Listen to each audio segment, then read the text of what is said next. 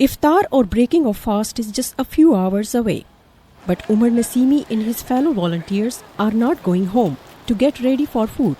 They are heading to a local park in Washington, D.C. with food and drinks. How you doing? Would you like some chicken or some beef? Chicken patty. Their mission is to feed the homeless community. That transcends race, it transcends religion, it transcends whatever background you're from. And that's a universal message that we want everyone to be fed. These youngsters are volunteers at the Islamic Relief USA, a Muslim humanitarian organization. This is the 5th year the group has been helping to feed the homeless every Tuesday during Ramadan. We're trying to feed them what we would eat at iftar. So we're trying to feed them shawarmas and different rice dishes and kebab and biryani, things like that.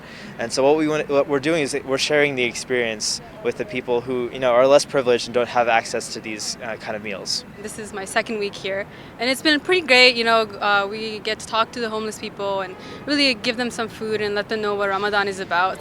And those benefiting from the free food service understand this message and appreciate the gesture. This is the month of Ramadan, so it's about giving. I think it's great. I appreciate it very much, very much. I'm going to eat this well. Leftover food goes to a local homeless shelter. Online fundraising pays for the dinner. Volunteers here say sharing this meal is priceless. Nilofar, Mughal, VOA News, Washington, D.C.